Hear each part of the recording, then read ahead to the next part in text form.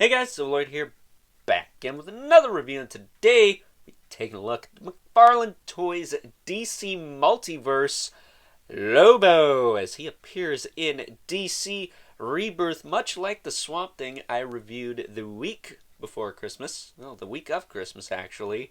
This guy follows suit in the fact that they are making quite a bit of the Rebirth designs of the DC Universe, which I'm okay with. It's nice to have a semi-classic looking line available for people who want to get into this line. I believe the Green Lantern John Stewart figure is a Rebirth figure as well. They did do a Superman to go with this guy, and I think right now there is a Lex Luthor out there. And then if you get the Three Jokers Batman, that's pretty much a pretty solid representation of the Rebirth Batman. So, got quite the Justice League going on now. What is it? Martian Manhunter is also coming out soon, so that'll be pretty cool. But as far as Lobo goes, he does come with a couple of things. Of course, he comes with the standard display stand. All McFarlane figures come with this. Literally the same mold with different printing, depending on what line it is. He does come with a collectible trading card as well, but I left mine in the box because I'm saving the box in case Mr. Bryan's Lobo comes all dinged up from good old BBTS, because, well, I trust BBTS, I don't really trust the post office. So, there you go. But on top of that, he does come with his hook weapon, which I would have preferred if this was a metal chain with a plastic hook on it. Let's be real. If McFarlane's good at anything, it's metal chains and weapons and things like that. But it is also 2022. Technically a 2021 release. So yeah, we're not going to get that nowadays. But it would have been nice. I'm not going to lie. But anyway, it's a cool looking weapon. Just kind of sits on his arm. And I'll show you how to put that on the right way in just a moment. I did do it on my Instagram live stream I did last week. If I did two, it'd be the one I put up earlier in the week when I unboxed the Mochi Origins Buzz-Off and Jitsu. I did talk about this guy a bit because I did have a couple of issues with him. First and foremost, this foot was glued. Now, to be honest, this is not glued on anymore. It was when I opened it, but it isn't now because, well, after heating it up so much, it just kind of popped off. No cry, no foul. Just glue it back on. Big deal. But this rotation here was stuck. Ooh. It's actually stiffened up quite a bit since then.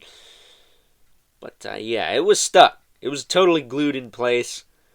They kind of glue bombed my Lobo in the feet here. This side's half popped off, so it would actually sit right in the socket. So there's that too. Just need a dab of glue over here. And then trying to get this hook on. It's right here. I swear I saw in another review somebody pop this guy's hand off to slide this on. Because thinking about it, the common sense thing to do here would be to make this hand removable so you could slide this hook on with ease, right? No. This guy has the little ball hinge joints we're used to seeing in this line. And if you have bought any figures from this line and have tried to swap the hands off, at least without heating them anyways, you've probably popped that joint apart, which is unfortunately what happened on this guy. And in my case, it kind of wore it out a little bit, so it doesn't ratchet anymore. It's tight. It will maintain a pose, but it does not have that ratchet anymore. So that's kind of frustrating, but whatever, I guess. It still kind of bugs me. I'd like to have that ratchet back, but what are you going to do, I guess. And then on mine, it just keeps getting better and better. This bicep popped right off. It wasn't broken or anything, but I did have to heat up the shoulder and kind of pinch the hole a little bit more closed so the bicep would stay on, which it pretty much does now. So that's nice, but gosh darn it, Todd. I love you, but you got to step up your QC. Even if it means we got to pay a couple bucks more, I'll do it if it means I don't have to fix my toys brand new out of the box, you know? It's getting a little frustrating. But anyway, also, these ball hinges in the hands, just don't. I'll take your stupid toe joints, because these are at least tight on old Lobo here. But just go back to what you did with the Masterworks spawn, the Kickstarter spawn. I much prefer swapping the hands out with a hand with the appropriate hinge or something, as opposed to shifting this around, trying to get it positioned right, and then when I need to put something over the arm, trying to pop the hand off and it just splits the joint in half. That's annoying, dude. Come on, man. But at any rate, I really dig this figure. He looks cool. He would have made my top 10 Multiverse of the Year list if I didn't already do that video. So, I guess if he was going to edge out anybody, he'd probably come in 4th place. Who was in 4th place? Was it Red Hood? No, it was Shriek. So he would have edged out Blight, I guess. Maybe Death Metal Wonder Woman. I don't know. My opinions change over time. So if I had this guy at the time of recording that video, he probably would have edged out Death Metal Wonder Woman, if I'm being quite honest. Or the Killing Joke Joker, because that figure still, his arms don't sit quite well, whereas this guy's does. So, as far as articulation on this guy goes, speaking of which, he's got a really nice range in the head. Can move it all the way around. Can look down pretty far. He can look up pretty far. Not too shabby. Shoulders go out to the side. Back down. He's got that butterfly joint we're used to seeing in this line. Forward and back. He does have a bicep swivel, which works pretty well, as long as it doesn't pop out. Does also have double jointed elbows, which have the Cliffs of Dover going on. That's my new nickname for McFarlane hinge joints, the Cliffs of Dover, because they just so gappy and trenchy and not appealing. And then as far as the hands go, they have the ball hinges, and as you can see on this side, it does have that nice tight ratchet and the rotation. Whereas on this side, I have it posed to go up and down. Not so much. It's, again, not loose, but it does bug me. Sorry, I have OCD. There's nothing you can do about that. Then he has a diaphragm joint, which works pretty well. Rotates it around, kind of crunches forward and back a little bit. Little bit on the floppidopolis side, but not too shabby. He does also have a ball joint in the waist there, which can be easier said than done to straighten out. And as far as his legs go, they do kick forward and back a little bit hindered, so it's going to be tricky to get this guy on a bike, which, can we get a bike, please? And thank you. Does have a hinge out as well. Back down. He's got a thigh cut. Double joint at the knee, which works pretty well. That actually doesn't look too bad either. No Cliffs of Dover here. Just a little flat. Oh, and the shin guard popped off. Just a little flat in that area. So not too bad on the knees. The knees look good. He's got the hinge in the foot with the rocker and whatnot, as well as the toe hinge, which works pretty well on this guy, and the peg holes at the bottom of the feet for the display stand, of course. But getting into this hook here, he's a little tricky to stand, but that's how most of these guys are. Getting that hook on his hand, what you want to do is you want to take it and have the hook kind of hanging on the outside. You don't want to have it hanging on the inside. That's not going to work. If you have it like this, you can easily, with a little bit of finesse, push this over the hand, get it past the thumb, and past the rest of the fingers without wrecking anything. Now his cuff will get caught on there, but you just gotta wrap it around like this. And then there is a thin part of the chain that will easily slide between his thumb and his forefingers there. And there you go. There's Lobo holding his chain. Breaking the chains. Not today. Did not break the chains. So, really cool. I like how it hangs. That's probably how I'd have it anyways, but it just would have been nice to have a metal chain. Kind of wrap around yourself. Have him hold it in both hands.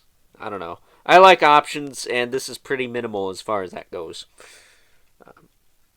Here we go. His leg wasn't back all the way.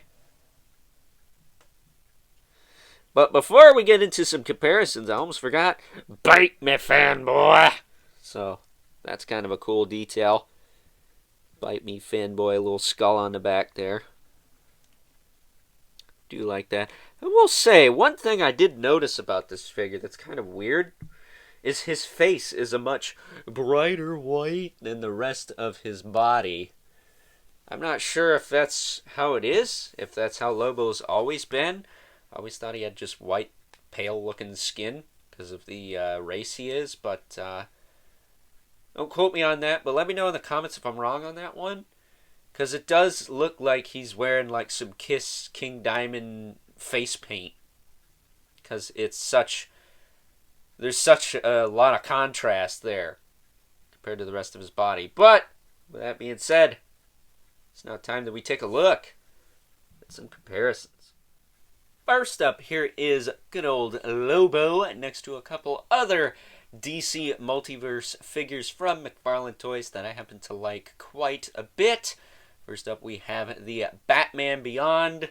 Shout out to Toy Shiz for that one. This is of course the standard release of Batman Beyond with the facial features, and also shout out to Toy Shiz and whoever commented on my top 10 DC Multiverse figures of 2021 video. My sincerest apologies. Your name escapes me at the moment, but they both recommended to use some heat to pop the wings off the back of this guy to kind of enhance the fun factor a bit, because it doesn't have the wings getting in the way when it comes to posing now.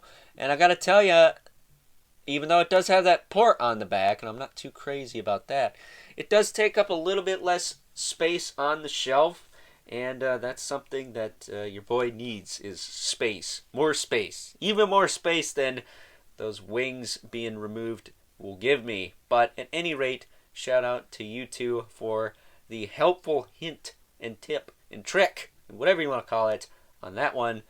And then we also have the Demon Etrigan over there on the right. I just really love that figure.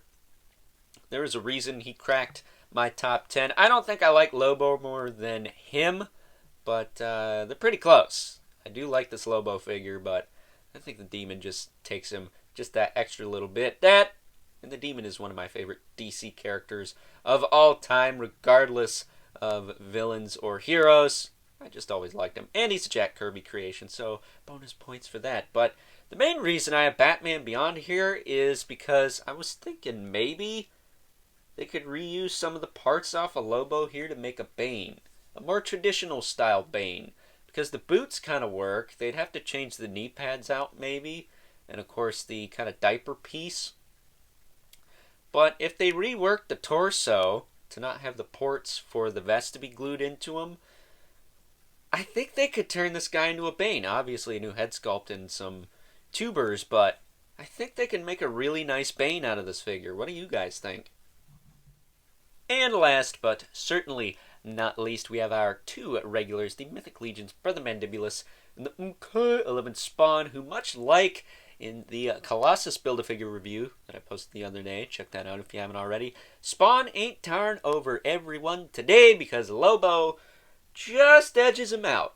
But with that being said, time to wrap things up. Some final thoughts. Overall, and while I am very happy to finally be adding a really solid action figure of the main man himself, Mr. Lobo here, to my DC collection, buyer beware, you may get one that's glue bomb like mine was, okay? Come on, McFarlane, step it up. I'd even pay a couple bucks more if it means the quality gets a little bit better, because as it stands, it's not bad. It's going downhill. Come on, dude. You're better than that. We all know you are. You boast how much you are. So, with that being said, I would recommend this figure to anyone looking to get a Lobo action figure at a decent price, because I know a lot of the older ones are very expensive on the secondary market nowadays, especially the DC Universe Classics one, which, side note, if you did want a Lobo to go with your old Mattel DC Classics collection, I think this one works quite well, much like the Swamp Thing I looked at right before Christmas, again, to reference that amazing figure.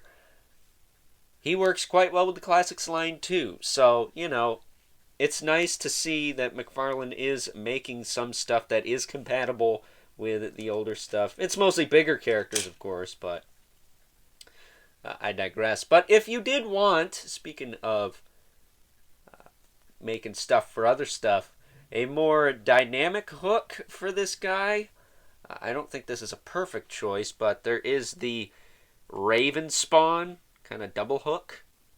Get the big hook here, little hook there. It's more of a whip type shape. So if you had his hand like holding this part, you could have this flying behind him on the bike. That's a thought I've had. If they ever make a bike, that is. But speaking of bikes, if you have the old 90s Skeleton Warriors bike, and you're willing to heat the hands up something crazy to get them to grip the giant handlebars on that thing, maybe try that. I don't know how expensive that is nowadays, but last I checked, Skeleton Warriors weren't too pricey as far as older toy lines go, so maybe try that. I think it's in scale with him. It's a pretty big vehicle, even for the scale it was made for, so just some options. I don't think the Cosmic Ghost Rider bike is big enough for this guy, so I'm not even going to mention that. But hopefully, McFarlane will make a motorcycle to go with this guy. That'd be really, really cool. But with that being said, I hope you guys enjoyed this review. Don't forget to comment, like, and subscribe. And if you are so inclined, please hit that notification bell so you know whenever I upload more reviews like this one, because we got to show that algorithm who's boss, right? As always, don't forget to hit me up on Instagram at Overlord Productions. Keep the comments civil. This world sucks enough as it is. Especially when a company you adored just over a year ago now starting to slip. Come on, Todd. We know you're better than that. You say you're better than that. Be better than that. But at any rate, until next time, I'll catch you guys later.